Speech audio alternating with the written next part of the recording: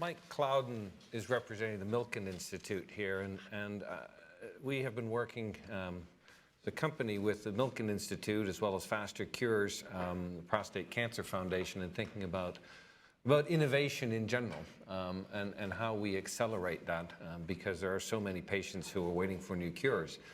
And we did this innovation summit out in Lake Tahoe in September of 2011. We had quite an eclectic group there. We had everybody from Francis Collins and Peggy Hamburg to the CEO of XPRIZE, to David Koch, who was funded the Koch Institute at MIT.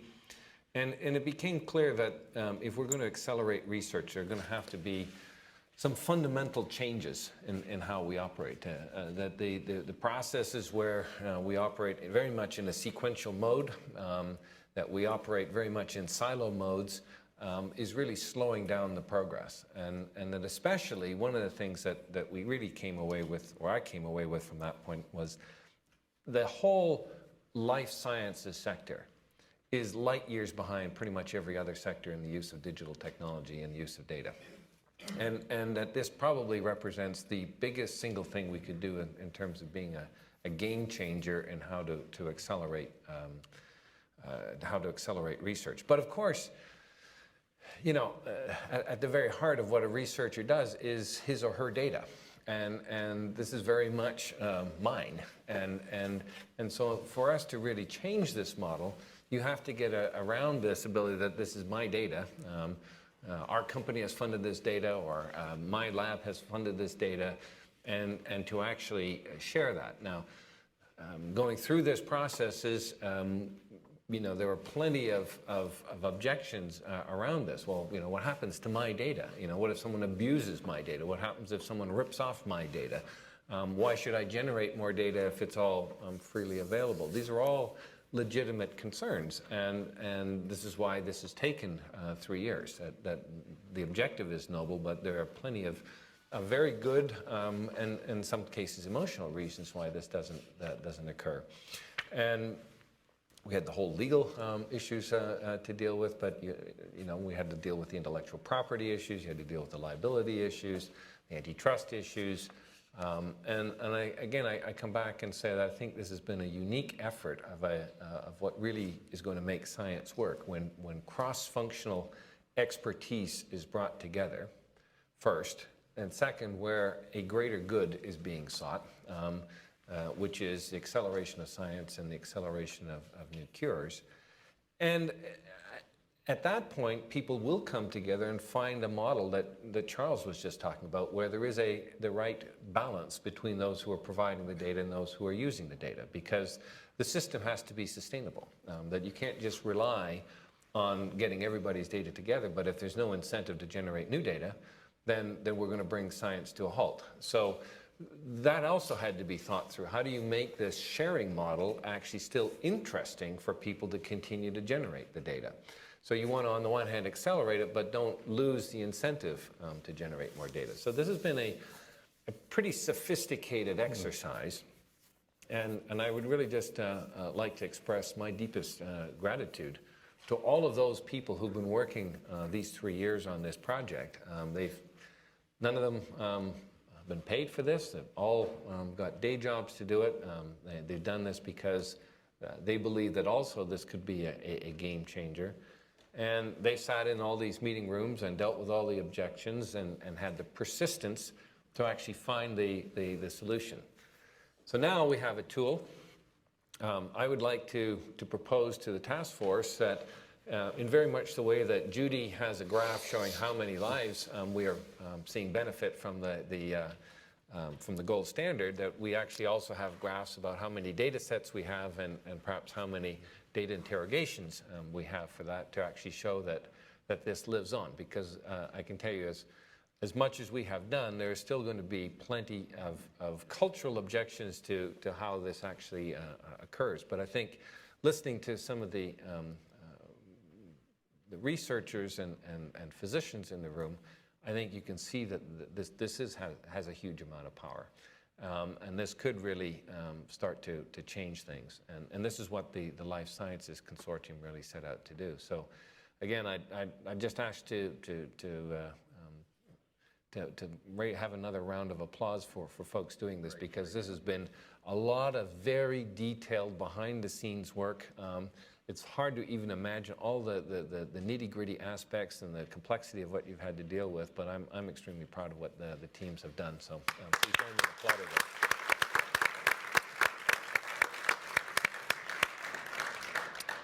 So I think, Marty... Mr. Chairman, may I just take a few moments? Yeah, I was just going to say, I wouldn't mind if we just cover that one topic. Thank you. And before we cover that one topic, there is a charter member of the CEO Roundtable who has just been able to join us, and who is also now the awardee of the Charles A. Sanders Life Science Award, or known to us as the Charlie. And we've been singing your praises a cappella for the last 24 hours. Dr. Jim Goodnight, would you please stand up at the back?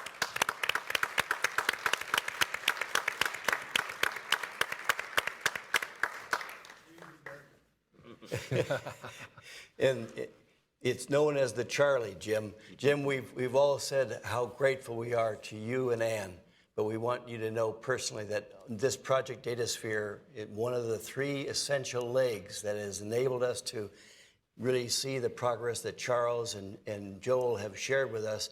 It would have not been possible were it not for your vision and your generosity. And we're so grateful not only for it in the past, but as you have assured me personally, and I'm on bended knee and asking it for again, that you will stay with us as we take the next step forward. Thank you again, Jim. Thank you, Jim. There is one last topic. Actually, it's an addendum to the Life Sciences Consortium. I'm sorry, to the gold standard, excuse me, the gold standard that I wanted to make sure that we put on this year's agenda, really as a parking place for the next year, in which we'll discuss it in great detail. But some time ago, as you will remember, Chris Viehbacher, our chairman, said that the gold standard is so golden, it's such a 24-karat opportunity. How can we keep it on the confines of just the United States? We've already heard that Johnson & Johnson and Novartis are already not only committed, but very nearly there in the application of the global gold standard as multinational corporations. And that it already tells us that many of you and your companies are already getting geared up to do a global gold standard. But what about also those companies that may not be multinational, that may be domestic in a country like, let's say, China? Would they not benefit possibly from this ethos, this incredibly 24-karat gold standard?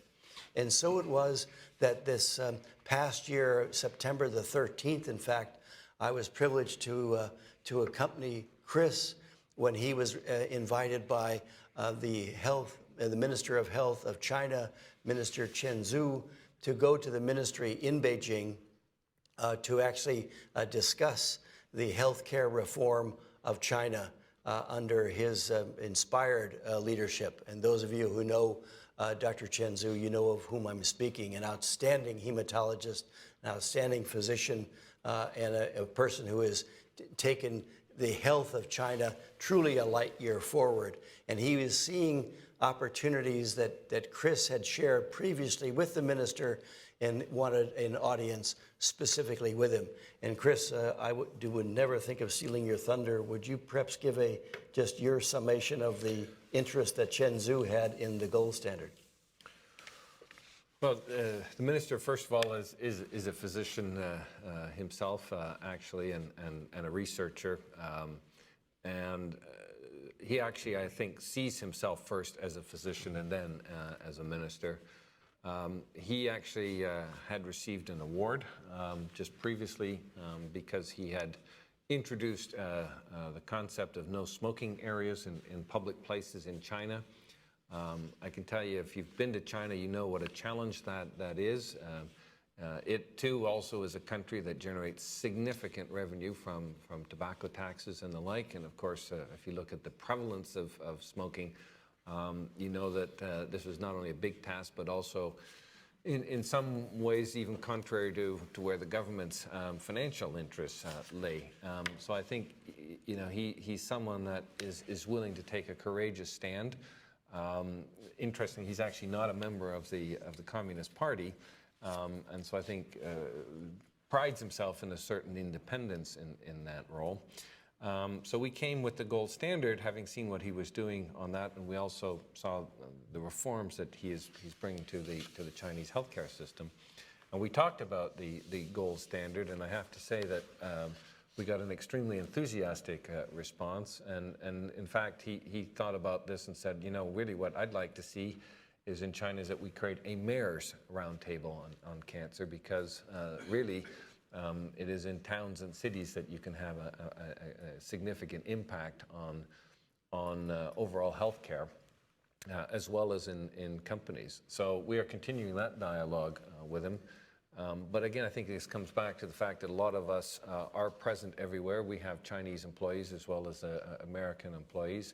And so we have also a desire as member companies to want to see, you know, the learnings of the round table go elsewhere. I think that enhances the prestige and the influence of our round table if we have that kind of international recognition. Clearly, as Ken was pointing out, we want those things to be independently financially sustainable. So this isn't a question of our roundtable funding everybody else's gold standard, but to actually start to establish this as a health standard and the cultural requirements necessary for this to be a success. So we're doing this in China. We may do this elsewhere. The world is a big place, but there's 1.3 billion people in China, so we figured if we can get more people on the gold standard in China, we're already making a big difference there. On April 1st, Chris will host a friend-raiser in Beijing.